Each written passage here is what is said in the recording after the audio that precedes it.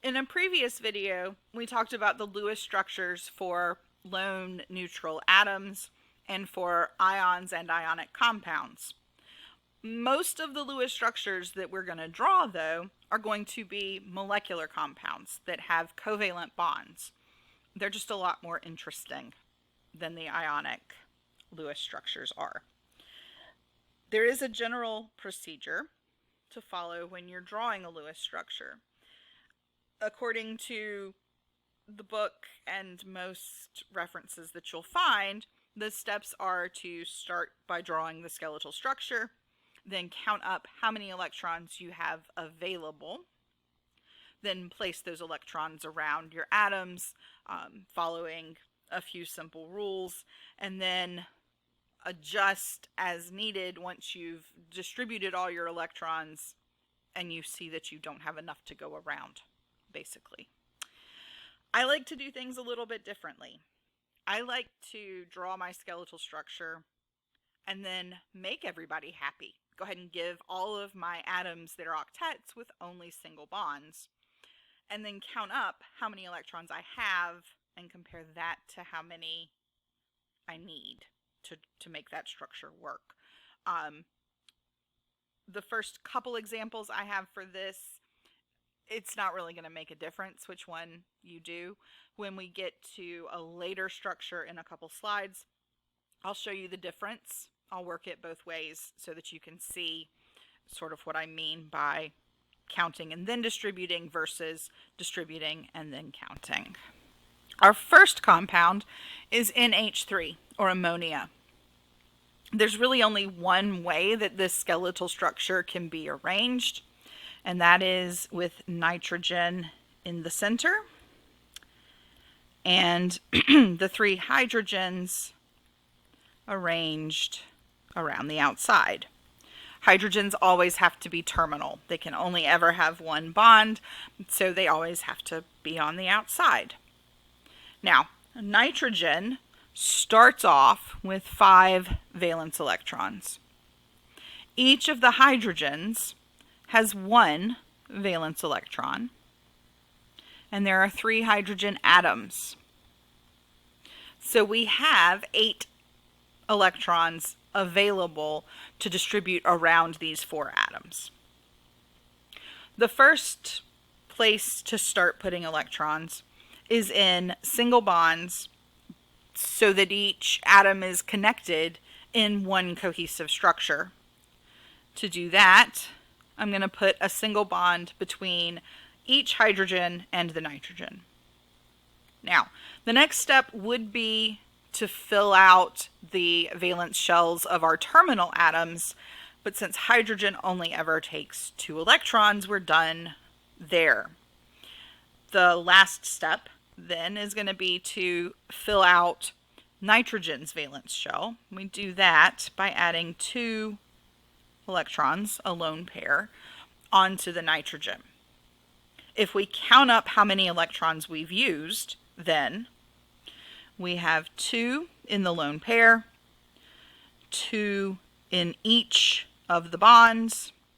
That gives us a total of 8, and so we're done. That's it.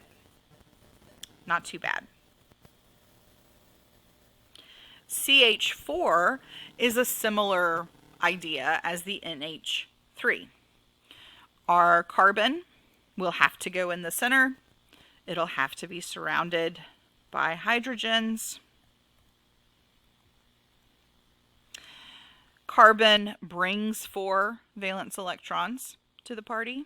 Each hydrogen brings 1, and there are 4 hydrogens for a total of 8 valence electrons. When I put single bonds between each hydrogen and the carbon, that requires 8 electrons, and so I'm done. Oxygen is where I'm going to start seeing a slight difference in the way that your book would have you draw the structure and the way that I would draw the structure.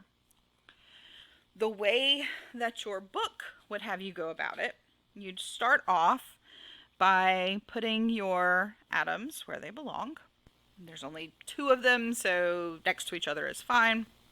And then we're going to count up our valence electrons. Each oxygen brings 6, and there are 2 oxygens, so we have 12 electrons in total.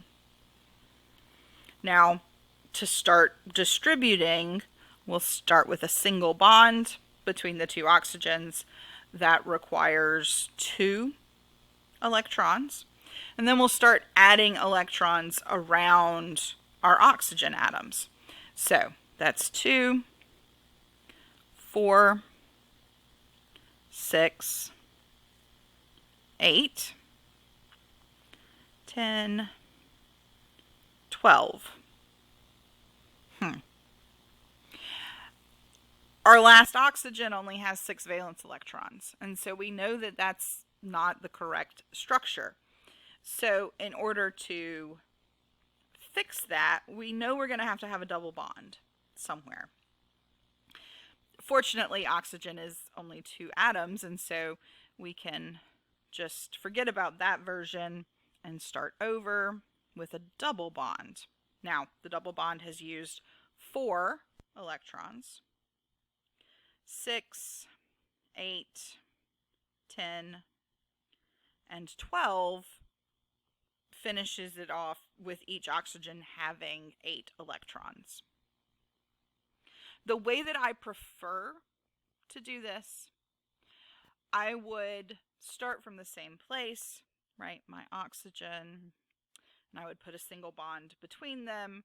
And then I would go ahead and put enough valence electrons around so that, every atom has 8.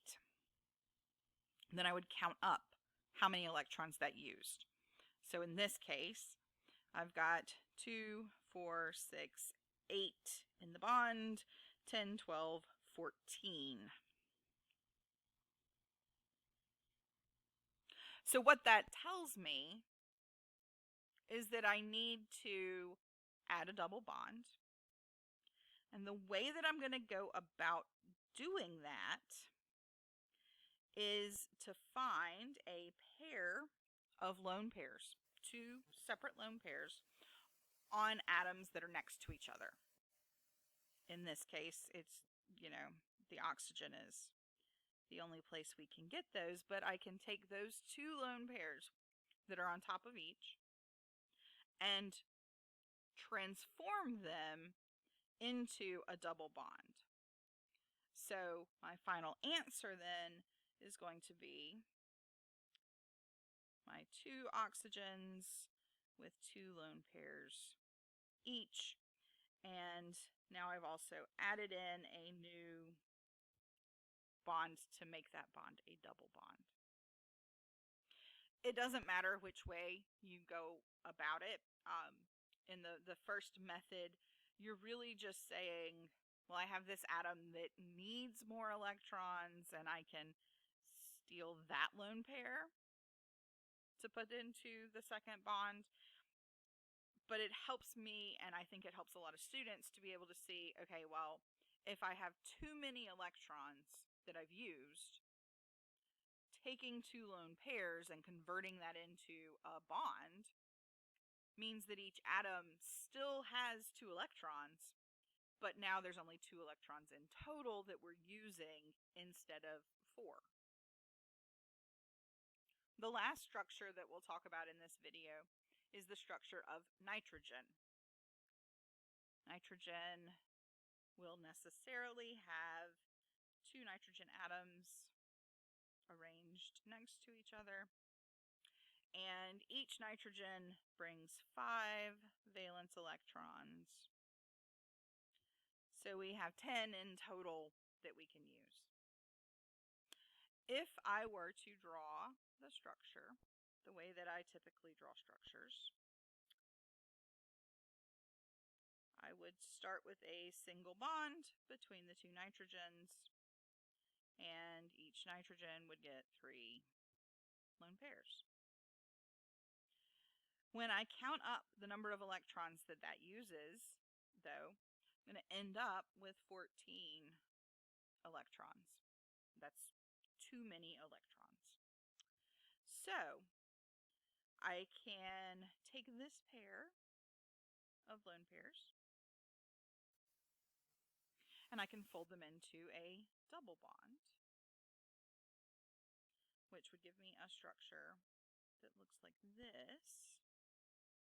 But even that's going to use 12 electrons, which is still more than I have available. So I'm going to do the same thing a second time. I'm going to take these two lone pairs and I'm going to fold them into a triple bond. That's going to give me a structure that looks like this. The nitrogens have a triple bond between them with two lone pairs, one on each nitrogen. That structure only requires 10 electrons. That tells me that that is the correct